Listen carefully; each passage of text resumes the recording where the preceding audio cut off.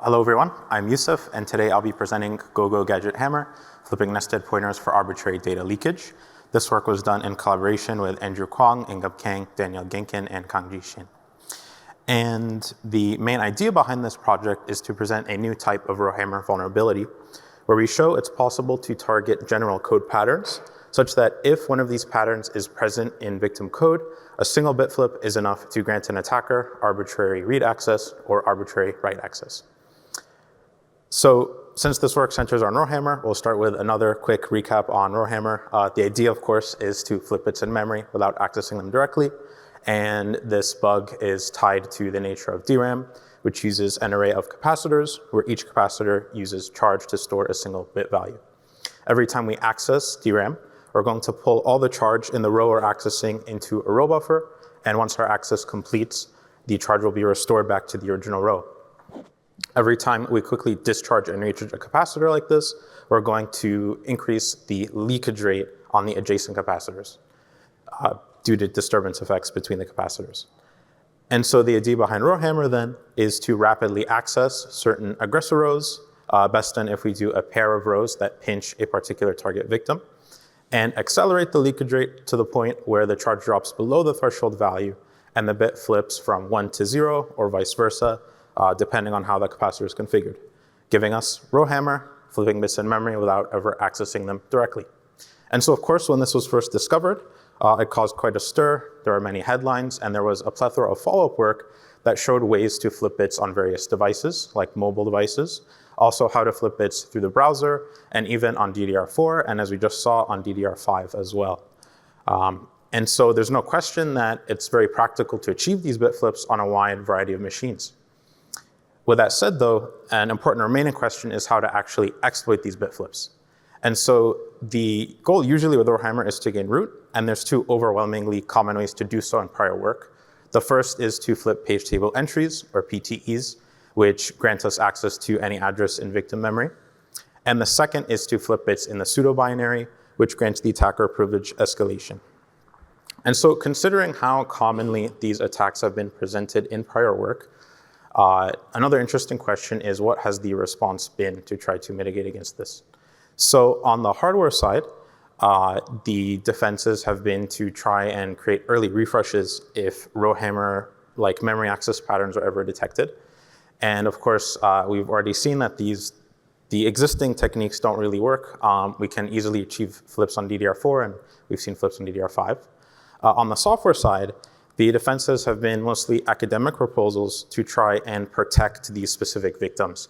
For example, placing buffers around sensitive values, or placing PTEs in flip-safe memory so that they're completely immune to bit flips.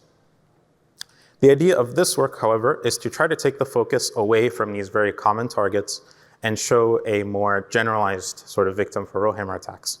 And that takes the form of general code patterns or code gadgets, where we show that there are certain types of patterns such that if a single bit of data used by this code is flipped, you can gain arbitrary read or write access.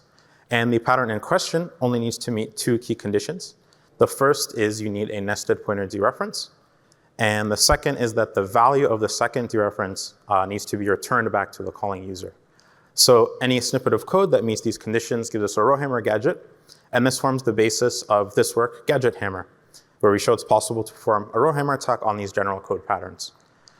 We also show in this work that we estimate roughly 200 gadgets present in the latest Linux kernel at the time of writing, and that it's possible to perform an end-to-end attack on one such gadget, achieving a leakage rate of 82.6 bits per second, dumping kernel memory. And we make a note that this attack presents a need for more holistic Rowhammer defenses that solve the issue at its root instead of trying to protect the specific individual victims. So with all that said, in order to achieve these results, there are two main challenges that we have to overcome. The first is we need to just answer the conceptual question of what should this bit flip do in the first place to give us arbitrary read or write access. And the second, once we know what the bit flip needs to do, how do we practically achieve a bit flip in the right place at the right time in order to achieve an actual end-to-end attack? So we're going to answer these one at a time, starting first with the conceptual question of what should the bit flip do. And that is best explained with an example. So we have the code behavior I described before of a nested pointer dereference and a return value. And it's going to look something like this, where we have a chain of dereferences, and the final dereference will return a value back to the calling user. And for now, we're going to assume I can flip a single bit anywhere I want. So I'm going to flip a bit in pointer A and point to data that I control. And then this lets me populate pointer B with any value that I want. So then I can steer pointer B to read any value in memory, and then that value gets sent back to the calling user, allowing me to read out values from arbitrary addresses. Now, this example that I'm presenting here is somewhat of a toy example. It's not super realistic, and we don't expect to find this exact behavior anywhere in real-world code. But I can make one difference that will make it suddenly much more realistic and much more threatening. And that's to change the regular pointer dereferences with struct pointer dereferences. And the main reason this changes things is that it's very common to see a heavy reliance on struct pointers in large real-world code bases. For example, in Linux kernel, there's a very common pattern of packing many variables into a single struct and then passing along a pointer to that struct to a function instead of passing many individual arguments. And so this means that it's also common for structs to contain pointers to other structs, and then we're going to see this nested struct pointer dereference behavior. On top of that, another issue stems from this unpacking behavior here, where if we compromise the struct pointer, we're compromising many more variables than just this one pointer. For example, if you see the struct pointer on the right, that's pointing to some variables it should be pointing to. But we load memory with artificial structs that contain malicious versions of these variables, and then use Rowhammer to flip the struct pointer to point to our own artificial structs. We cannot populate all the local variables with our own variables and then take control over the victim's code's execution flow, showing that a single bit flip in the presence of one of these patterns can be quite dangerous and allow us to quite easily start leaking out values. So now we know what the bit flip needs to do. The next question is, how do we actually practically achieve this in an end-to-end attack? And so to do so, we're going to use the typical stages of a Rowhammer attack. There's 4 main stages. The first is called memory templating, where we're going to hammer many addresses in victim memory and find which addresses are susceptible to bit flips to find a physical page that contains a bit flip at the right offset that we need. Then we're going to perform memory massaging to force the victim gadget to allocate this flip vulnerable physical page so that we can induce bit flips in the victim variables at will. The next step is to populate victim memory with the data that we control. In the case of our end-to-end attack, the pointer is usually pointing to heap data. So we want our bit flip to point to some other address on the heap. And so we're going to use a heap spray to fill victim memory with our artificial struct copies. And then finally, we call the victim function containing the gadget, flip the pointer variable, and then have it point to attacker-controlled data. And from here, we can cycle out the data in the attacker-controlled addresses, and then start steering the pointer to start leaking memory from arbitrary victim addresses. So now that we know what steps we need to take to achieve an end-to-end attack, the final remaining question is what sort of gadgets are out there for us to exploit. So to help us answer this question, we used a tool called Smatch or SMatch, which is a gadget, it's a tool used for debugging in Linux kernel, but it was extended with a capability of finding Spectre gadgets. And so we took the Spectre gadget search tool and modified it to find our Rowhammer gadgets. And it reported 192 of such gadgets in the latest version of the kernel at the time of writing. We also modified it to find write gadgets. And so a write gadget has similar behavior to what I described before, but instead of a nested pointer dereference, there's a single pointer dereference, and the value of this dereference is an address that we're going to write to.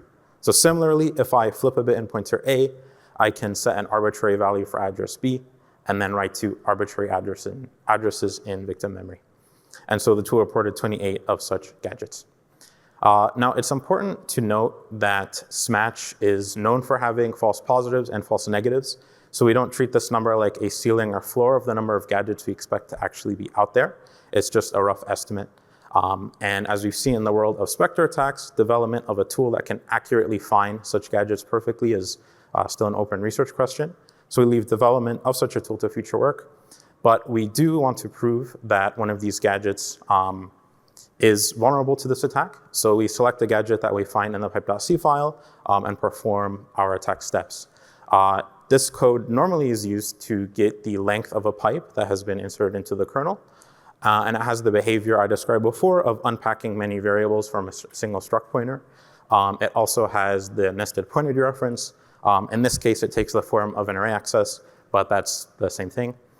And we run each of the attack steps I described before and are able to achieve a leakage rate of 82.6 bits per second, dumping kernel memory, showing that these gadgets are indeed real, exist in real-world code, and are indeed exploitable as well. So, in conclusion, I introduced the concept of a Rowhammer gadget, showing that we can exploit general code patterns via Rowhammer bit flips. I also demonstrated that our gadget search tool reported over 200 gadgets present in the Linux kernel. We also developed primitives for an end-to-end attack, achieving a leakage rate of 82 bits per second. And lastly, emphasize the need for more holistic Rowhammer defenses that go beyond just protecting PTE and sudo, and rather try to solve the Rowhammer issue at its root and prevent bit flips from happening in the first place. Thank you. Happy to take any questions.